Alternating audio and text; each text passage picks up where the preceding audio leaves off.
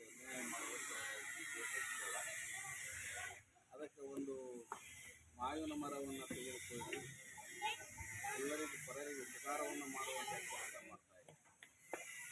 ಏಕೆಂದರೆ ಯಾರಾದರೂ ಒಬ್ಬರು ಕಲ್ಲು ಹೋದರೆ ಅದು ನನಗೆ ಕಲ್ಲು ಒಗದಾನ ಅಂತ ಹೇಳಿ ಅದೇನು ಕೈಗೆಯನ್ನು ಕೊಡೋದಲ್ಲ, ಅದು ಸಿಹಿಯಾದ ಹಣ್ಣುಗಳನ್ನು ಕೊಡ್ತಾ ಇದೆ. ಹಾಗೆ ಎಷ್ಟೋ ಜನ ಒಬ್ಬ ಮನುಷ್ಯ ಬೆಳೀತಾ ಇದ್ದಾನೆ, ಒಬ್ಬ ಶಿಕ್ಷಣ ಸಂಸ್ಥೆ ಬೆಳೀತಾ ಇದೆ ಅಂದರೆ ಎಷ್ಟೋ ಜನ ಕಲ್ಲು ಒಯ್ಯುವಂಥ ಕೆಲಸ ಮಾಡ್ತಾ ಇದೆ.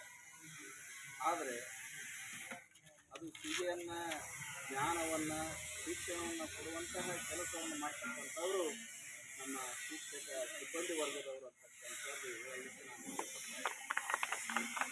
ಹಾಗೆ ಇವತ್ತು ನದಿಗಳು ಹರಿತಾ ಇದ್ದಾವೆ, ಗಿಡ ಮರಗಳ ನಾಡಿನಲ್ಲಿ ಇದ್ದಾವೆ. ಅವೆಲ್ಲ ಏನು ಮಾಡ್ತಾ ಇದ್ದಾರೆ, ಪರರಿಗೆ ಉಪಕಾರವನ್ನು ಮಾಡುವಂಥ ಕೆಲಸ ಮಾಡ್ತಾ ಇರೋ ಹೊರತಾಗಿ ಇನ್ನೊಬ್ಬರಿಗೆ ಅಪಕಾರ ಮಾಡೋದಿಲ್ಲ.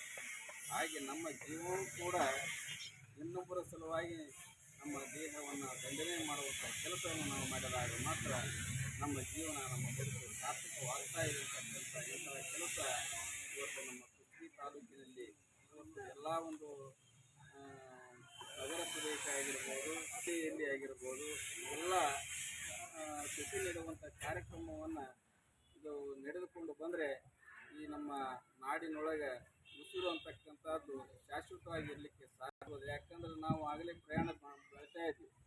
ನಮ್ಮ ಇವತ್ತು ನಮ್ಮ ಮಠ ಬೆಳಿಬೇಕಾಗಿತ್ತು ಅಂದರೆ, ನಮ್ಮ ಮಠದೊಳಗೆ ಜಾತ್ರೆ ಕಾರ್ಯಕ್ರಮಗಳು ನಡೀಬೇಕಾಗಿತ್ತು ಅಂದರೆ ನಮ್ಮ ಶಿಕ್ಷಕರ ಸಿಬ್ಬಂದಿ ಏನದಾರಲ್ಲ ಅವರೆಲ್ಲ ನಮ್ಮ ಮಠಕ್ಕೆ ಒಂದು ಶಕ್ತಿ ಇದ್ದ ಹಾಗೆ ನನಗೆ.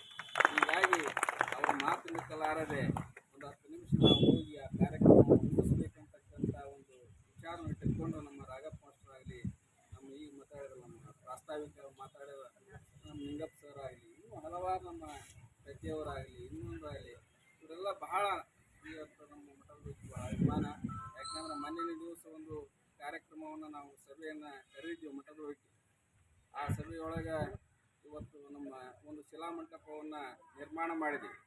ಭವ್ಯ ಶಿಲಾಮಂಟಪವನ್ನು ನಾವು ನಿರ್ಮಾಣ ಮಾಡೀವಿ. ಆ ಒಂದು ಲೋಕಾರ್ಪಣೆ ಸಲುವಾಗಿ ನಮ್ಮ ಕುಷ್ಟಗಿ ಒಂದು ತಾಲೂಕಿನಲ್ಲಿ ಸಾಕಷ್ಟು ಒಂದು 500-600 ಜನ ಆ ಸಭೆಯಲ್ಲಿ ಪಾಲ್ಗೊಂಡಿದ್ದರು. ಅದಕ್ಕೆ ಎಲ್ಲ ಶಿಕ್ಷಕರು ಬರೋಕ್ಕೆ ಅವಾಗ ಆಗಲಿಲ್ಲ. ಅದಕ್ಕೆ ಇವತ್ತಿನ ಒಂದು ಸಂದರ್ಭದೊಳಗೆ ಇವತ್ತು ಮಾರ್ಚ್ 31ನೇ ತಾರೀಕಿಗೆ ಆ ಒಂದು ಜಗದ್ಗುರು ಪಂಚಪೀಠಾಧೀಶ್ವರ ಒಂದು ಆಟಪಲ್ಲಕ್ಕಿ ಮಹೋತ್ಸವ ಮತ್ತು ಇನ್ನಿತರ 25,000 ಮುತ್ತೈದರಿಗೆ ಉಡಿ ತುಂಬ ಕಾರ್ಯಕ್ರಮಗಳನ್ನು ಇವತ್ತು, ಯಾಕಂದ್ರೆ ರೋಗ ಕಲ್ಯಾಣವಾರ್ಥವಾಗಿ, ಯಾಕಂದ್ರೆ ಮಳೆ ಬೆಳೆ ಸಮೃದ್ಧಿ ಆಗಲಿ ಅಂತಕ್ಕಂಥ ಉದ್ದೇಶದಿಂದ ಇವತ್ತು ರೈತರಿಗೆ